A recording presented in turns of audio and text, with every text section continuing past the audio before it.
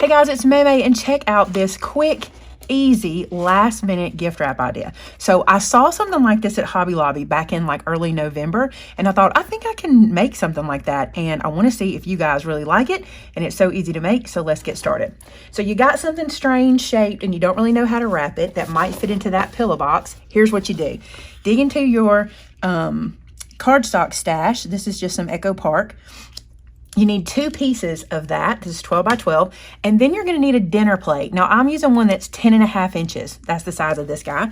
And what you'll do is I'm going to put this down. You really don't have to put both pieces on top of each other to do this, but you want to trace your plate twice. Now, I'm using a Sharpie, but I don't recommend it unless you're using like a paper plate or something you don't really care about how it is, because if you're going to trace with a Sharpie, it's going to leave marks on your plate, all right? And you're probably going to get it on your fingers when you pick up your plate. But there's my first circle. I need to do 1 more of those. And if you care about the pattern, pay attention to your pattern. But y'all know me in patterns. It's just going to be what it is. It just is. And I did that with my first one too, and it turned out fine. And so I'm not going to stress about it. Plus, I'm using this check pattern that really only has, you know, an up and a down, so it's fine. All right, now what you got to do is cut these 2 circles out. Now, here's what I'm going to suggest, okay? Cut them out separately, not together. And when you do, cut just inside your Sharpie. Now, this is going to take a second, but don't worry about it. You're going to have a cute little gift wrap package after you're done. So just run around. Now, I'll tell you this. If you have a Cricut or a Scan and Cut or anything like that, you can just let it cut out a 10.5 inch circle for you. That's all you need to start with. You really could do a bigger circle, but this just worked out for me as far as measurement was concerned, and so that's why I went with this size. So let me cut these 2 circles out. We'll get right back together. So here are my 2 circles. Now, I think I'm going to put them together and just make sure they're not extremely far off from each other, and they're not. There's a tiny spot right there that's a little off, but that's not a big deal. Now we need to score them. And you're going to think, Maymay, why did you not score these while they were still square before you cut them out? And the reason I didn't is because if I were to score them while they were still square, I would have to kind of already know where my plate's going to be. Like, I'd have to be very picky about it. And this way I don't have to. Here's what I mean by that, because that may not make sense.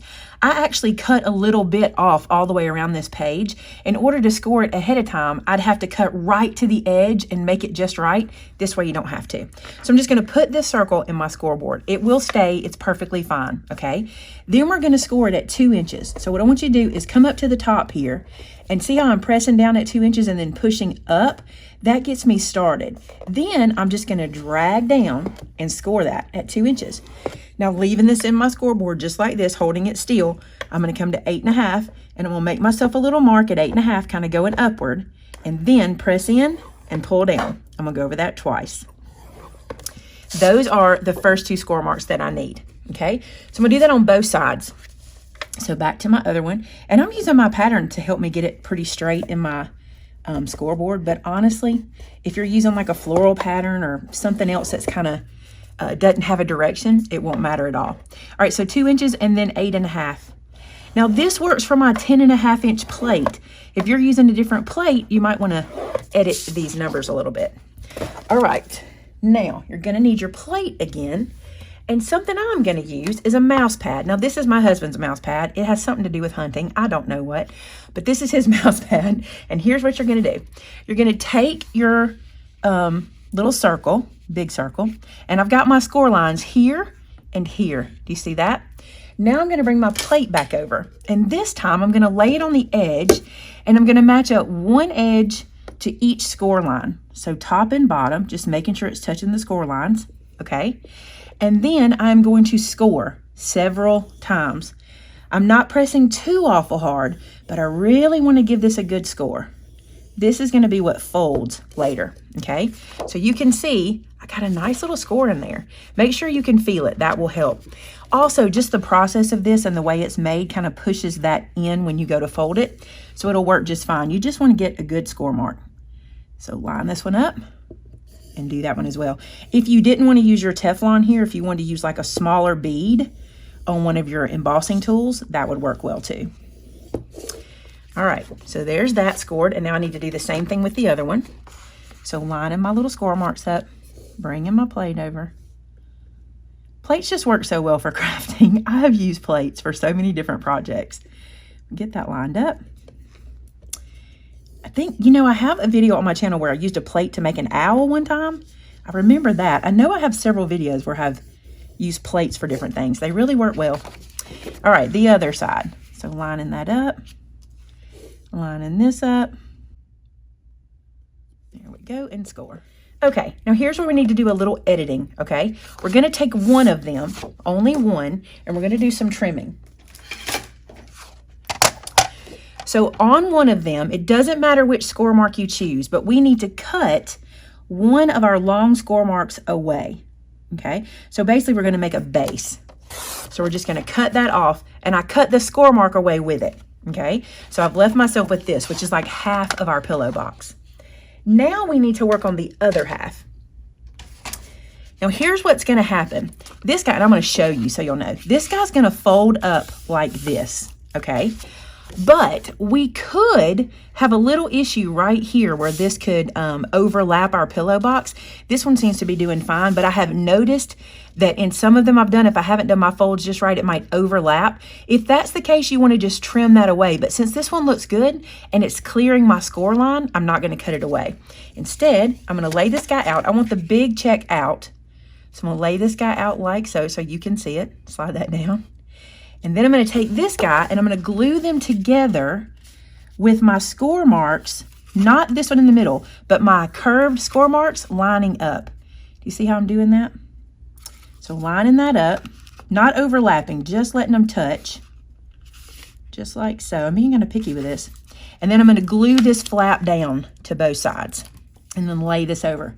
Now I can see up here, I'm crossing over my score mark just a little bit. So I'm gonna take my scissors and trim that away. I could have done that ahead of time and probably should have, but I didn't. So I'm gonna show you what we're gonna do. I'm just gonna take my scissors and just come, it's actually all right, I think. But just to be safe, I'm gonna trim off the tiniest little bit of that. Okay, so just snip that little piece off so I can see my score mark and we should be fine. And then I'll make sure it's glued down nice and snug. Don't worry, that's the inside, so you're not gonna see that. All right, so it should look now like this when you fold it. Let's go ahead and get the bottom crease nice. And if you need to add glue in there, go ahead. Like if that's not glued down super snug, go ahead and add some glue right here because I didn't get quite to the edge, it looks like. There we go. And let's just crease that down. All right, now for some of the fun part. For me, it's the fun part. Some of you guys were like, that's janky, I don't want to do that. Okay, first off, I'm going to take my 1-inch circle punch. And on this end, I'm going to eyeball the center edge. This is where my little pillow box edges are. And I'm going to punch this about halfway. They fly everywhere. So see, I'm just making a little thumb mark there. And I want to do that on both sides. So just eyeballing my little curve in the middle and running my paper about halfway into my punch. Something like that. They don't have to match up. They don't have to be, they're not going to show, so they're fine. Now this is where it gets interesting, okay? Here at the top, I didn't glue this together yet. I'm going to go ahead and fold these open. So you saw I fold that one back and then I folded this one this way. That's because when I seal this down, this box is going to do this. So I wanted this to have a good start, okay? So now we can glue these together. So just going to come like this. Add some glue and seal this shut. Now, I take that back. I have an oval punch, which I would use my oval punch here, but I know it's discontinued and you guys can't get it. So I'm going to show you how I did this one, and it is janky, but I don't think anybody's going to stress about it, okay? So I'm going to show you how I did it. So here's how I'm going to do my handle, and you can do this any way that works for you. You could use anything that will cut out a shape right here, okay? Trace something, it doesn't matter. But I'm going to use my 1-inch circle punch, and I'm going to eyeball the middle. And what I mean by that is I'm going to eyeball the center of my hand, my flap up here, and I'm also going to eyeball the center of my circle, and I'm going to make a punch, okay? So there's punch number 1. Then I'm going to slide this guy over. Doesn't have to be perfect, just until it's about 1/4 of an inch away from the other punch there, and punch. Then I'm going to come back and do the same thing on the other side, about 1/4 of an inch from the edge there, and punch. Again, this is not perfect, but it gets the job done. And if it's, you know, last minute gift wrap, that's what we're looking for. Now what I'm going to do is I'm going to take my scissors and I'm just going to come from the underneath and I'm just going to match this up, which is exactly what I did on my first one. I didn't do the best job on the first one, so I'm going to try to do a better job on this one. That looks a lot better, doesn't it? All right, and then, I don't know why I turned it over. I'm going to come to this side and do the same thing. I'm just letting my scissor kind of go to that curve, and then I'm just going to come up here and snip until I reach the other curve. Okay, so that is my handle. I scratched my paper a little bit. If you don't love this, you can find another way to do it, but I think that's super cute. Nobody's really going to judge your handle, okay? Now it's time to close the ends. So what I want to do is kind of open this like this, and you'll pick your front from your back. For me, it doesn't matter because both my pieces are the same, but if you have a pattern you want to show, what you want to do is you want to close the back end first if your pattern's on the front here, and all I'm doing is just working this paper into that curved score. Okay, and just work it in like so. And then I'm gonna come up here and do this one as well. See where, if you guys can see me do it. You have to kind of work to it, but that's okay. All right, so we've got our first curve. And then I'm gonna take the front and close it down. Now, obviously you'd put your gift inside first. I would already have put the gift in there at this point. But isn't this a neat way if you're just last minute gift wrapping?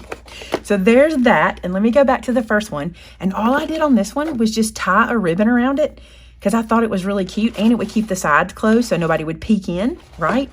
Tie a tag at the top, boom, you've got gift wrap using a dinner plate and 2 pieces of cardstock. I think it's pretty good. I think this is adorable.